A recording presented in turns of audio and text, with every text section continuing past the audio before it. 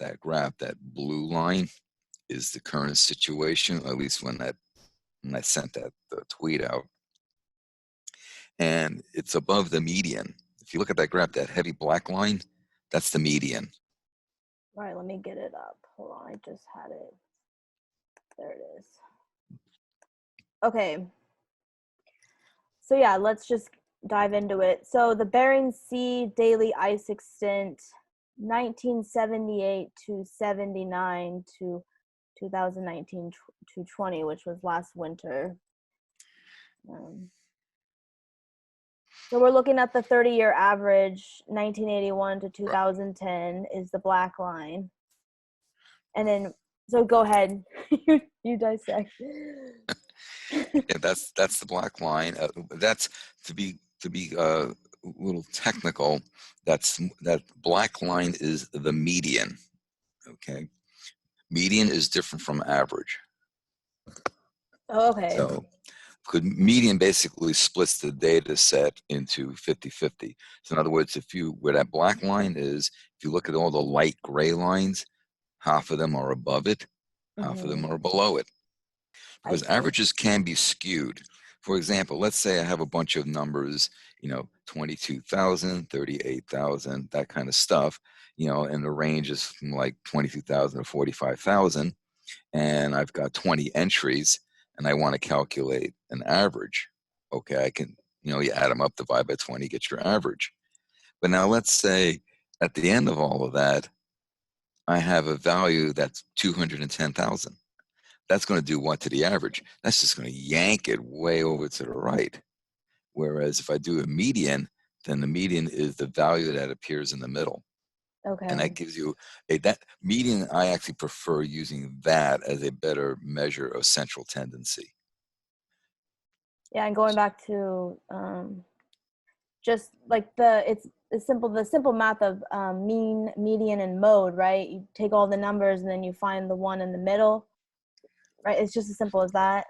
That's basically the median. Yes, you arrange the values from lowest to highest, and if you have an even number of entries, then you find the middle two and average those values. If you have an odd number, then you just look for the middle. Okay. So like let's say you have 11 entries, you look for number 6. Okay. But if you have 10 entries, then you average 5 and 6. I gotcha. It's going back in time with the math and learning all that, but that's good. It's a good recap. But the thing is that with an average, if you have an outlier, it can really skew the value. Okay, that's the problem with the average. That's the problem with the average. So exactly. So now going back to this graph here, okay, so we can see that as of peer down as about March 2nd or so it's about 10 days ago, we have the sea ice is more so than the median of the past 30 years. Right, and that plays into what the NOAA data is. It even said on the website, I thought of you, it talked about the Arctic oscillation. So it's like, good thing I watched that video from Science Talk with Jim Massa. Arctic oscillation. Don't forget to watch that video. There's my promo for you. Yeah, thank you. You're welcome. Seriously though, like if I didn't watch that, I probably wouldn't understand what's going on at this exact moment. So going forward, the last winter, the sea ice is above the median. Yeah. Now, and that's because we have these really cold temperatures, so the sea really cooled down significantly, allowing for the formation of ice.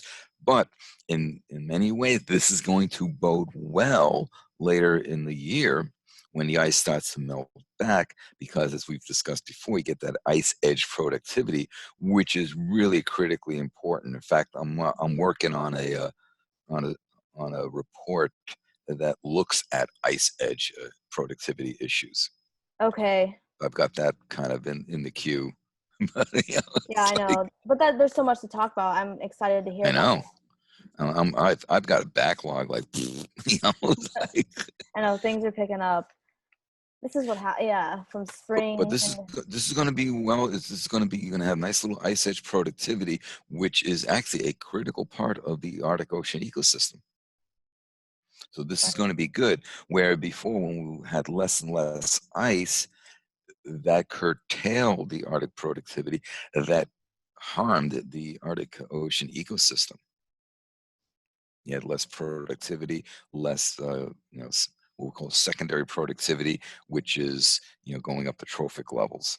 Primary productivity is the, the autotrophs photosynthesizing, and then they're grazed upon by primary consumers, and then, what they create in their biomass, that's secondary productivity, and then you can Okay. go up the food chain.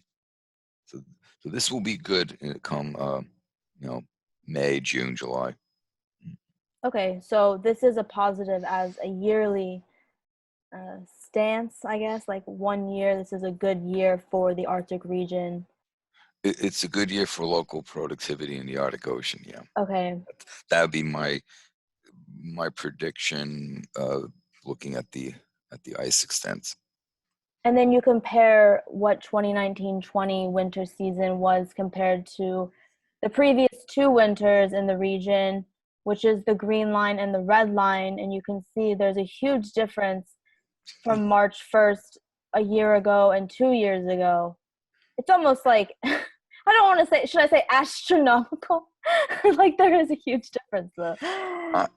I would say if we were to compare those 3 years to the median, Okay. okay, you would find that the last 2 years would be statistically significantly different from the Mm-hmm. median, but not this year. Even though this year is greater, at least it crossed over, it was greater than the 30-year median. I don't think it's statistically significantly different. It's more, but it's probably within the confidence intervals. Okay. The previous 2 years, it's obvious it's not. In fact, they're like the two lowest years ever when you look at the graphs. Right, that's alarming, but I mean, it's hard to like predict, I guess, this in a way because I mean, we don't know how 2021 is going to be 2022. I mean, this could be just a blip, maybe. We'll see. This is correct. Now, what can happen though with when you start getting to the Arctic oscillation, Yeah. and I just had this thought. I should actually look at the ENSO indices, because usually when there's a La Nina is when Alaska is on the cold side. Okay. Usually, because basically with a La Nina, the Indonesian low shifts to the west and allows for the Siberian high to move in. And of course, the Siberian is all part of the Arctic oscillation and so on. So I need to verify, but it would not surprise me if there's at least a weak, if not a moderate La Nina happening. Right now, the base is saying it's more of a neutral state. So Okay. it's not quite El Nino, it's not quite La Nina. So yeah, it's pretty much the saying it's oscillating between slightly tendencies for La Nina or El Nino, but it's pretty much neutral. So Okay. it's neither strong El Nino and neither strong La Nina right now. So Well, that's good to know. Um, it would probably been colder if it was a strong La Nina. yeah, so going back to the Arctic oscillation and how this plays into the sea ice extent, I wanted to read something from NOAA. It says the Arctic Oscillation (AO) was strongly positive for most of the winter, particularly in January and February. Twice in February, it set all-time records for its highest values. Real quick, the positive phase of the AO is associated with enhanced troughing of the upper air jet stream in the Arctic and enhanced ridging of the jet stream in the mid-latitudes. So essentially, the Arctic oscillation is in a positive phase. It's a strong positive state. Which could explain why the sea ice is expanding in a way. Yes, Because it is. okay, It's tied together. That's absolutely correct. yay! Connections. Go ahead. Yeah, we actually have a term for it called teleconnections. Okay, teleconnections. Yeah, Nice. Um, okay, but so there you go. again, I mean, this is we're actually seeing some of the highest positive values ever calculated for the AO index. And again, were it not for global warming, we would be even colder than we have been. And it's been pretty Wow, cold. man. Yeah. So this is what I mean, that when we tease out natural signals and variabilities from anthropomorphic and anthropogenic effects, that if if there was no global warming, we've been a lot colder. Right, because like naturally, without human interference in the climate, wouldn't we be going towards a deeper ice age? Right, we talked about something like that. Mm. Um, well, that's the interesting thing, because we probably wouldn't be slowing down the conveyor belt. So, Okay. Yeah. um, and I'm of the opinion that when you shut the conveyor belt down, that an ice age ensues. Now, the conveyor belt can shut down in a matter of decades, but there's enough, especially now with all the heat in the water, there's enough thermal inertia that it'll take centuries before we start noticing, any cooling down into helping promote ice sheets, that kind of stuff. Isn't It'll be that centuries, amazing? Sorry, go ahead. if not a millennia. Right. Lose my train of thought. So, so going back to that. So yeah, the ice age without human interference, uh, it would be much colder in the Arctic region naturally. I don't know how to phrase that. It would be, yeah, much colder temperatures. It would be, Okay. because I'm seeing values of like 6 plus 7 even. It's like, holy crap! I've never seen values that high. Right. Yeah, I don't want to overuse this Now, word, but alarming. that would tell you severe, a very strong high pressure system, really bringing a very tight flow, which is what we're seeing. And yeah, it would be very, very cold air. Um, Setting up shop. Seriously, and the Arctic Oscillation, the positive phase, once again attributes to the sea ice extent happening in the winter 2019-20 season. For this current season, yeah. If you were to Okay. look at the previous 2 years, the AO is in a negative phase, Oh and we wow. see, and you see, look at the what the sea ice extent was. Oh, and bringing it to the mainland United States. Um, well, okay, hold on. Would that explain that polar vortex, right? So the negative Arctic oscillation phase, it like wobbles, so like that air escapes. You get the jet stream becomes more meridional in flow with the negative AO. We have a very strong positive AO now, so we have a very tight zonal flow of the jet stream, basically really containing the cold air to the Arctic. The rest Okay. of the planet is Yeah. warmer than hell. I know. That's what I was gonna lead into eventually. Did you have anything else to say? I mean, did you want to go over the graph on the right? I didn't know what to make of it, honestly. It's like On that sea ice thing. yeah, it's talking about it's red, daily sea ice concentration analysis, National Weather Service Alaska Sea Ice Program. That's simply showing the area that was examined. Okay.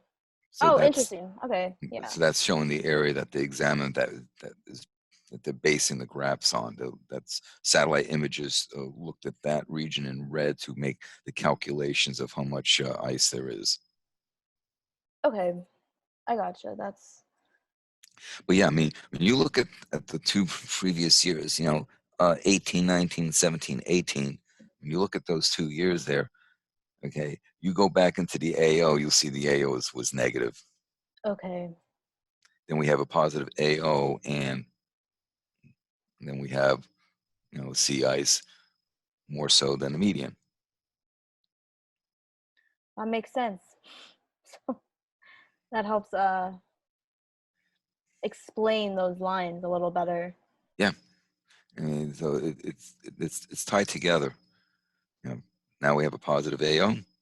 Previous 2 winters was negative AO.